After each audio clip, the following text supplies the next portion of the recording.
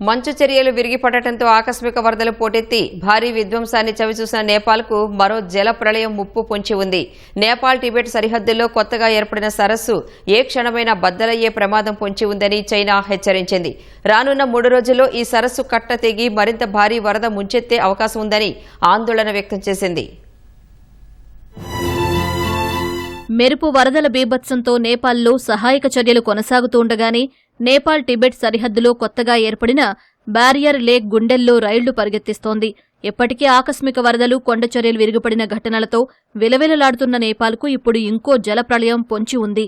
Nepal Tibet సరిహద్దుల్లో భారీగా వరద నీరు నిలిచిపోయి కొత్తగా ఓ బ్యారియర్ లేక్ ఏర్పడిందని, అది ఏ క్షణమైనా బద్దలయ్యే ప్రమాదం ఉందని చైనా జలవనరుల శాఖ తీవ్ర హెచ్చరికలు జారీ చేసింది.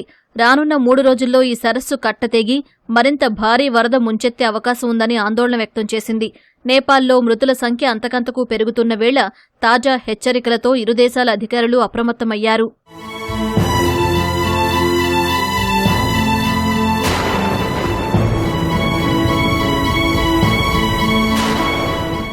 నేపాల్లోని చోచెన్ఖోలా, పురెపుత్సాంగ్పో నదుల కలయిక వద్ద ఈ భారీ సరస్సు ఏర్పడినట్లు చైనా జలవనరుల శాఖ గుర్తించింది. గురువారం ఉదయానికే ఇందులో ఏకంగా 20 లక్షల క్యూబిక్ మీటర్ల నీరు చేరి ప్రమాదకర స్థాయిలో పొంగి పొర్లుతోంది. రాబోయే 3 రోజుల్లో ఈ సరస్సులోకి మరో 30 లక్షల క్యూబిక్ మీటర్ల వరద నీరు వచ్చి చేరే అవకాశం ఉందని అధికారులు అంచనా వేస్తున్నారు. నీటి ఒత్తిడి పెరిగి కట్ట తెగిపోతే దిగువ ప్రాంతాలను మరో మహా జలప్రళయం ముంచెత్తే ప్రమాదం ఉందని గ్లోబల్ టైమ్స్ రిపోర్టు హెచ్చరించింది.